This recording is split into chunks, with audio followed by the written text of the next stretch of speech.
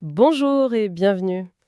Aujourd'hui, on va s'intéresser à une figure qui change discrètement mais profondément les couloirs de nos hôpitaux, le patient partenaire. Bonjour. Qui est-ce exactement et comment cette personne, qui a connu la maladie de l'intérieur, peut-elle collaborer avec les soignants? Hmm, Pour explorer ça, on a une source vraiment passionnante.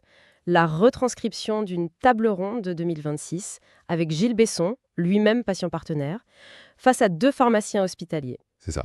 Notre mission aujourd'hui, comprendre ce que ce partenariat et surtout comment il peut transformer la relation avec un acteur aussi crucial et pourtant si invisible qu'est le pharmacien d'hôpital. C'est un sujet essentiel, oui, parce qu'il nous ramène tous à une expérience qu'on a ou qu'on aura, celle d'être patient. Oui, Quand on entre à l'hôpital, on entre dans un autre monde. Un monde technique, un peu angoissant, où l'on perd tous nos repères. complètement. On est soudainement entouré de ce que Gilles Besson appelle des blouses blanches. On se sent vulnérable, un peu dépassé, et en fait on ne sait pas toujours qui fait quoi. C'est dans ce sentiment de confusion, dans cette expérience très humaine, que le rôle du patient partenaire prend tout son sens. Il vient remettre du lien là où il n'y en a plus, en quelque sorte. Exactement. C'est un point de départ parfait. Alors commençons par la base. Le document parle de patient partenaire, mais on voit aussi patient expert, patient enseignant.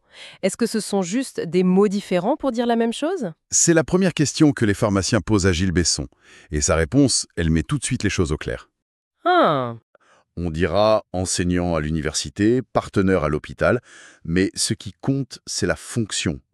Et pour la décrire, il utilise une métaphore magnifique. laquelle? Il dit « Moi, je me définis comme un passeur entre deux mondes. Un passeur. C'est une image très forte. Ça évoque l'idée de traduire, de faire le pont. » C'est exactement ça. D'un côté, il y a le monde des soignants, leur savoir scientifique, leur jargon technique, leurs protocoles, leur rythme freiné. Hmm. De l'autre, il y a le monde des patients, le vécu de la maladie, les émotions, les peurs, les questions qu'on n'ose pas poser. Ce sont deux univers qui coexistent, mais qui en fait ne se parlent pas toujours très bien. D'accord. Le patient partenaire, c'est celui qui se tient sur le pont entre les deux. Il a un pied dans chaque monde et il aide à faire circuler l'information, la vraie, celle qui n'est pas que dans les dossiers médicaux. Et c'est intéressant, parce que ça implique que ce rôle n'est pas simple. Un passeur, c'est quelqu'un qui prend un risque, qui n'est ni totalement d'un côté, ni totalement de l'autre. C'est une position d'équilibriste. Oui, voilà. Et c'est une position d'une richesse incroyable. Et le premier exemple qu'il donne de ce fossé à combler est saisissant. Ah oui. Il parle du pharmacien hospitalier et il dit quelque chose qui a dû surprendre ses interlocuteurs. Il est absolument certain d'en avoir croisé des dizaines durant ses hospitalisations. Mais il n'a jamais su que c'était des pharmaciens. Attends, ça c'est faux. Comment un maillon aussi essentiel de la chaîne du soin peut-il rester à ce point invisible? C'est là que son expérience de patient est... Éclairante. Même si on est stressé, fatigué, si quelqu'un entre dans la chambre et dit « Bonjour, je suis le pharmacien », on devrait quand même s'en souvenir, non? On pourrait croire. Mais il explique que l'hospitalisation, c'est une plongée en apnée. On est hors de chez soi, on est inquiet pour sa santé, notre cerveau est en mode survie. D'accord. Notre priorité, ce n'est pas de mémoriser l'organigramme de l'hôpital. Et puis, il y a cet effet qu'il décrit si bien. Une blouse blanche, c'est une blouse blanche. C'est l'uniforme du soignant, peu importe le grade ou la spécialité. Voilà. Pour le patient, médecin, interne, pharmacien, infirmier, ils font tous partie de la grande famille des soignants. Même si le pharmacien se présente, l'information est noyée dans un flot continu de nouvelles têtes, de nouvelles infos, de nouvelles angoisses. Le cerveau filtre en fait. Complètement. Il retient ce qui lui semble vital sur le moment, le diagnostic, le prochain examen. Le rôle du pharmacien, aussi crucial soit-il, passe au second plan. Il devient un visage de plus, une blouse blanche de plus. Son expertise reste totalement opaque. Donc on a un patient qui est un peu perdu et un professionnel clé qui est carrément invisible. C'est un dialogue de sourds avant même d'avoir commencé. C'est ça. Ça m'amène à une question de fond.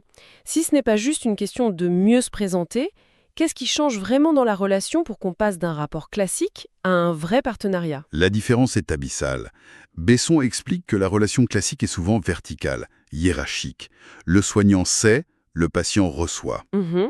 Le partenariat, lui, est horizontal.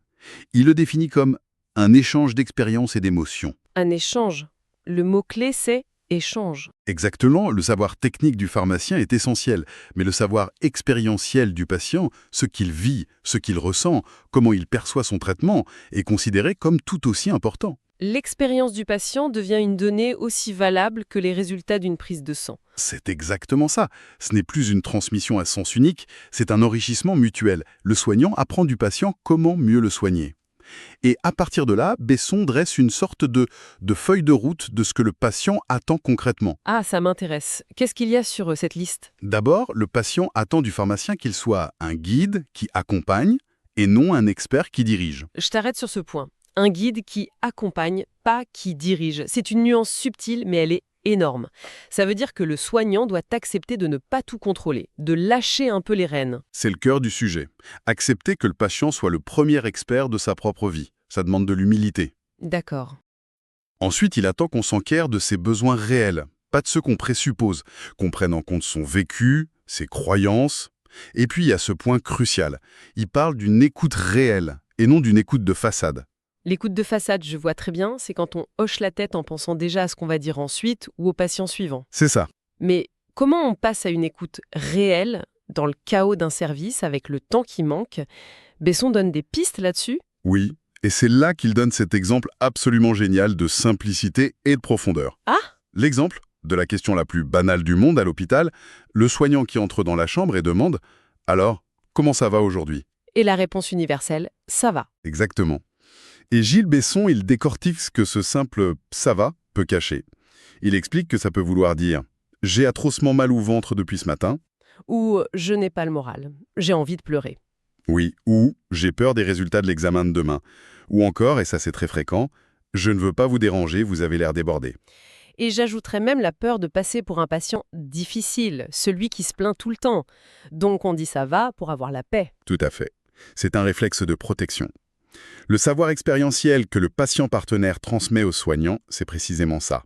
Apprendre à décoder ce qu'il y a derrière la façade. C'est apprendre à entendre que dans le silence après le « ça va », il y a peut-être une question en suspens.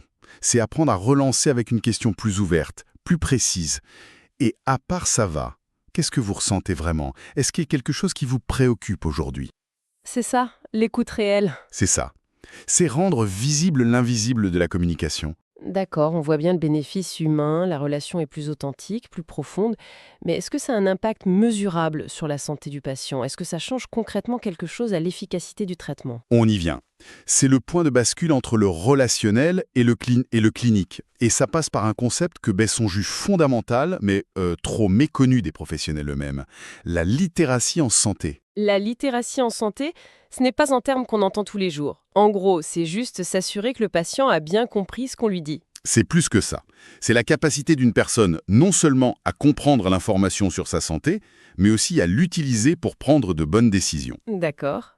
Et pour illustrer le problème, il utilise une autre image très parlante, celle du patient qui quitte l'hôpital. Avec sa liasse de papier. Ah, l'image d'Épinal, le patient qui a encore son bracelet d'identification, son conjoint qui l'attend en double fil, et on lui tend 6 pages de jargon médical en lui disant « tout est là-dedans ». C'est une recette pour l'échec. Une recette parfaite pour l'échec, oui. Besson analyse la psychologie du patient à ce moment précis avec une grande finesse.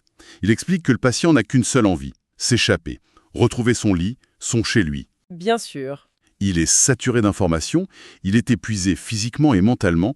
La dernière chose qu'il veut, c'est un cours magistral sur la posologie de ces nouveaux médicaments. Son cerveau n'est plus réceptif. Et puis, il y a la honte, la peur de poser une question qui pourrait paraître stupide, de faire perdre du temps à une infirmière qui a l'air surchargée. On n'ose pas dire « Excusez-moi, je n'ai rien compris ». On se dit qu'on verra plus tard à la maison. Sauf que plus tard, c'est souvent trop tard. Ce qui mène Besson à cette conclusion, qui est d'une logique implacable, on applique correctement des consignes, et l'ordonnance en fait partie, que si on les a comprises. C'est la base de tout. C'est la base. Si le patient n'a pas compris pourquoi il doit prendre ce médicament le soir et pas le matin, ou pourquoi il ne doit surtout pas le mélanger avec tel autre, le risque d'erreur ou d'arrêt du traitement est immense. Et ces erreurs peuvent mener à des réhospitalisations qu'on aurait pu éviter. C'est exactement le point. Le rôle du patient partenaire, c'est de former les soignants à évaluer le niveau de littératie de chaque patient, à ne jamais présumer que c'est compris, Mhm. à utiliser des mots simples, des schémas, à faire reformuler, bref, à créer ce que Besson appelle une véritable alliance thérapeutique. D'accord. Le bénéfice est direct, mesurable. Moins d'erreurs, meilleure observance du traitement, et donc moins de complications et de réhospitalisation. C'est un enjeu de santé publique en fait. C'est une alliance qui repose sur la compréhension partagée. C'est puissant. Mais ça semble aussi reposer beaucoup sur des individus, sur la bonne volonté d'un pharmacien ou la disponibilité d'un patient partenaire. Comment on fait pour que ça devienne un système, quelque chose de durable? C'est la question de la pérennisation. Et Besson identifie plusieurs leviers. Le premier et le plus important, c'est la confiance. La confiance? Oui. Mais il précise quelque chose de subtil. Il ne s'agit pas seulement de faire confiance au docteur Martin ou à l'infirmière Sophie. Il s'agit de bâtir une confiance dans la fonction du pharmacien. Que le patient comprenne que cette personne, même s'il ne la voit pas souvent, est son ange gardien du médicament. D'accord. Le patient partenaire est là pour construire ce pont de confiance. Et il mentionne aussi une idée qui m'a surprise, une approche centrée sur le soignant. C'est complètement contre-intuitif. On nous parle depuis 20 ans de médecine centrée sur le patient, et là il nous dit l'inverse. C'est l'une des idées les plus fortes de son intervention. En réalité, ce n'est pas l'inverse, c'est une condition préalable. Ah, d'accord.